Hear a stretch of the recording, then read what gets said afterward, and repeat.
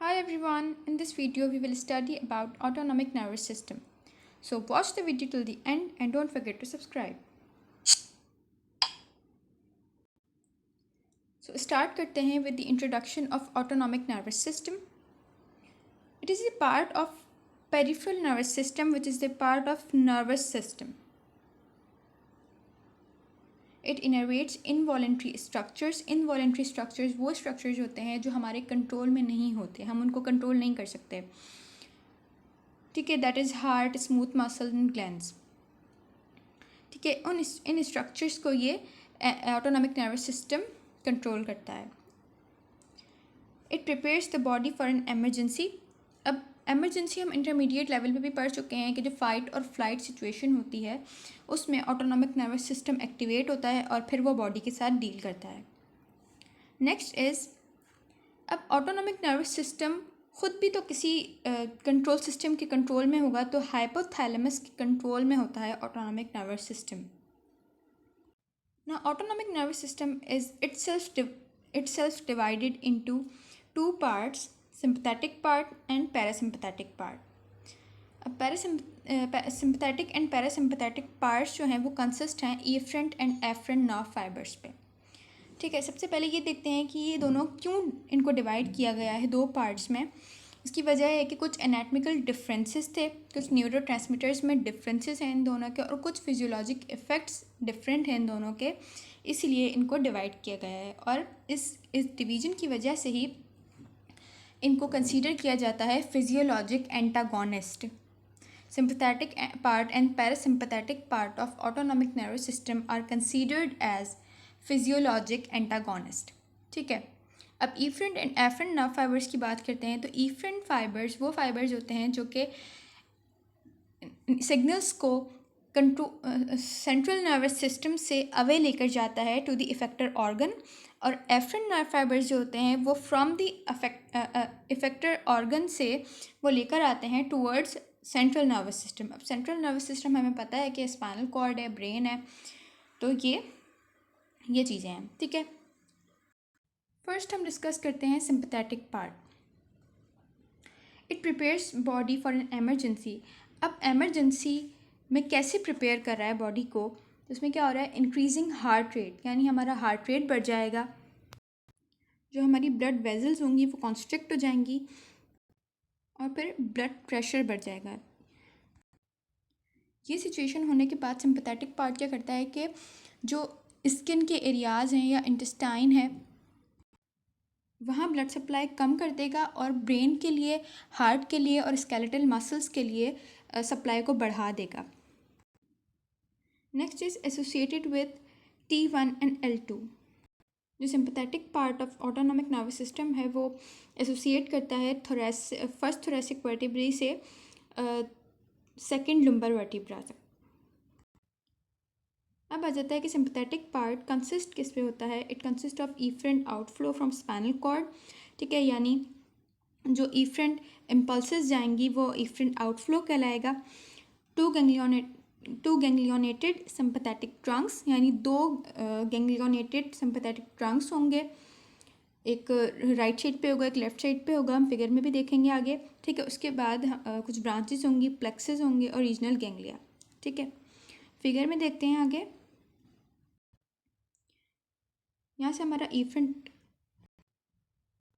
Efferent outflow होगा यहाँ से. ये हमारे पास सिंपैथेटिक ट्रंक है. ठीक है, ये गैंग्लियॉन्स हैं इसके. ठीक है, that is why they are called ganglionated sympathetic trunk. ठीक है, यहाँ पे इसके बाद फिर स्पाइनल नर्व की जो ब्रांचेस आ जाएंगी, कुछ इंपॉर्टेंट ब्रांचेस, फिर कोई नेटवर्क बन जाएगा तो वो प्लेक्सेस हो जाएंगे, और फिर जो रीजन्स होते हैं सर्वाइकल, थोरेसिक, इन सबके गैंग्लियाज होंगे, गैंग्लियॉन होंगे. ठीक है, ना हम डिस्कस करते हैं ईफरेंट नर्व फाइबर्स और सिंपैथेटिक आउटफ्लो. ठीक है, अब हमारे पास क्या है कि स्पाइनल कॉर्ड के लेटरल ग्रे कॉलम में कुछ सेल बॉडीज़ होती हैं सिंपैथेटिक न्यूरॉन्स की. हम फिगर में देखते हैं कि here we have lateral grey column. यहाँ पर सिंपैथेटिक न्यूरॉन्स की कुछ सेल बॉडीज़ होती हैं.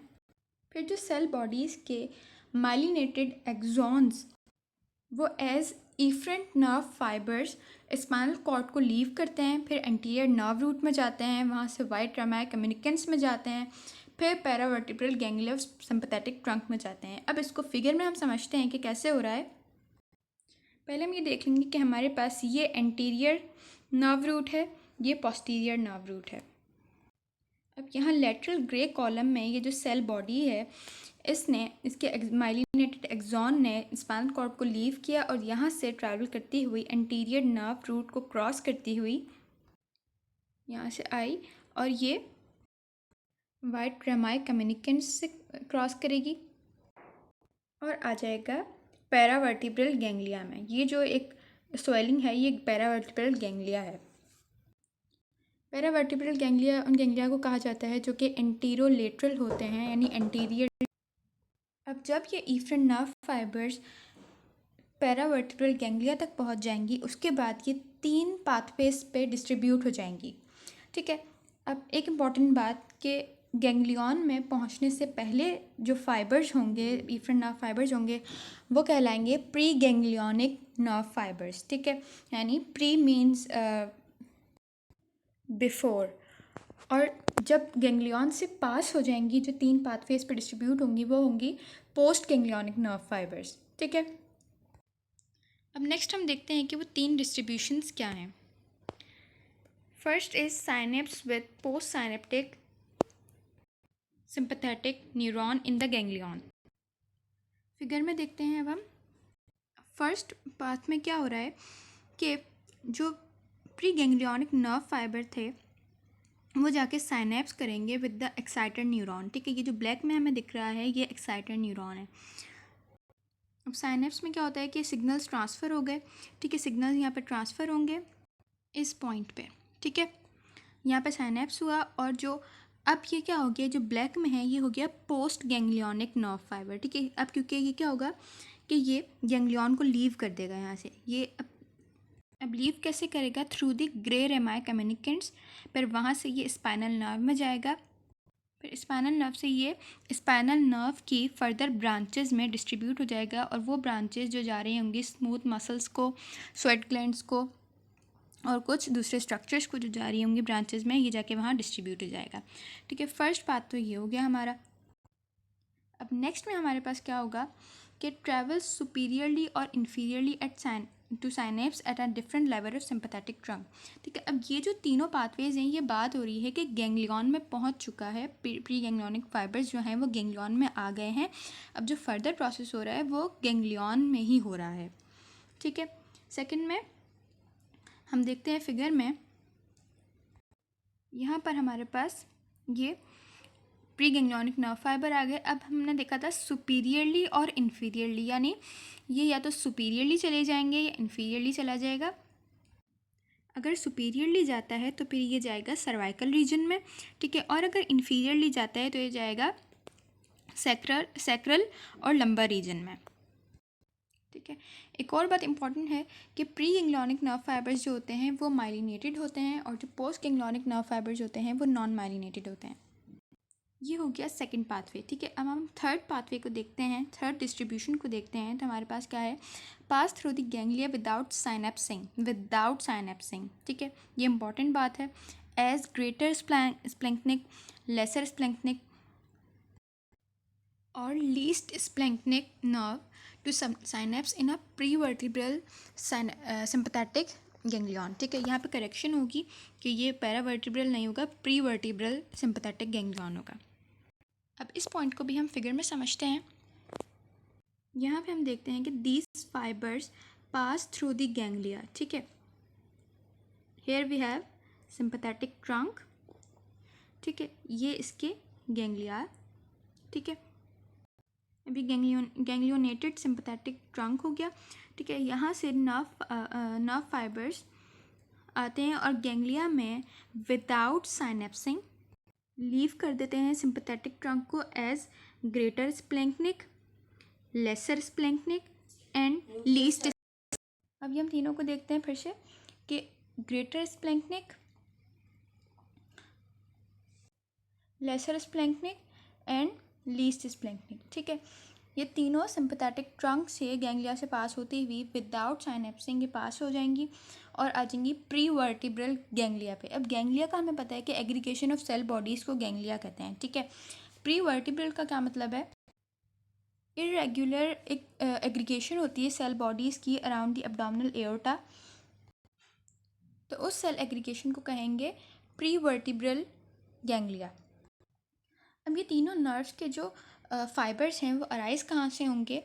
जो ग्रेटर स्प्लैंक्निक नर्व का फाइबर्स होंगे वो अराइज होंगे from T5 to T9 thoracic ganglion.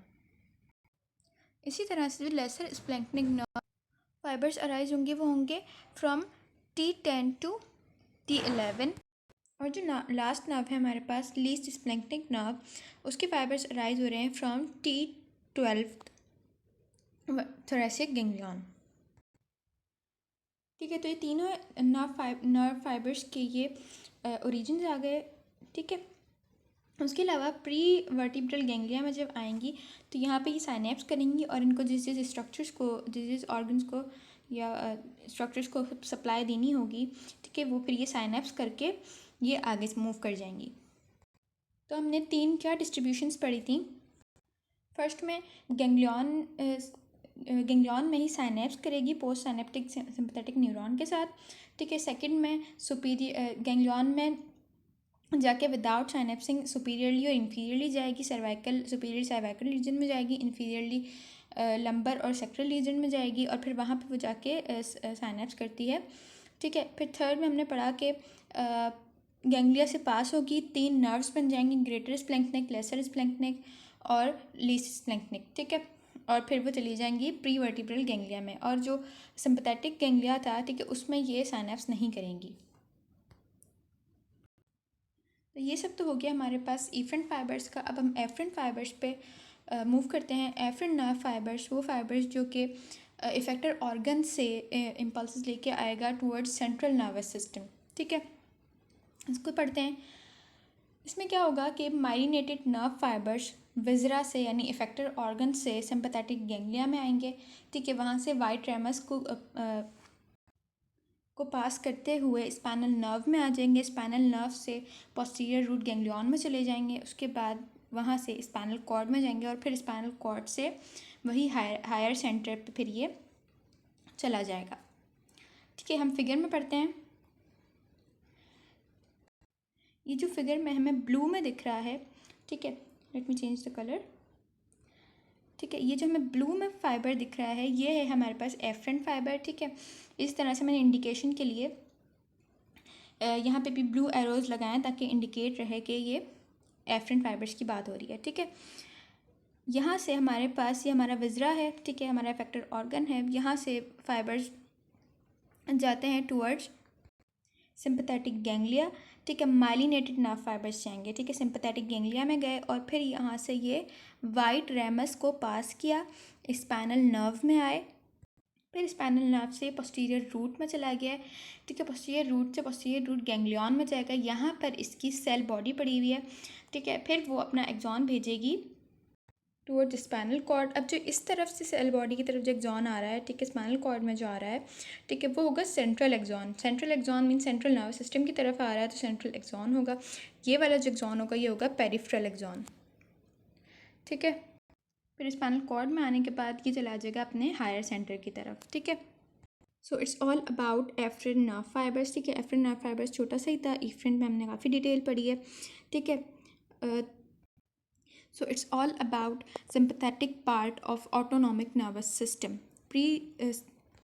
Parasympathetic part को हम नेक्स्ट वीडियो में पढ़ेंगे, ठीक है। जब तक कोई क्वेश्चन हो, कोई क्यूरी हो, यू कैन आस्क।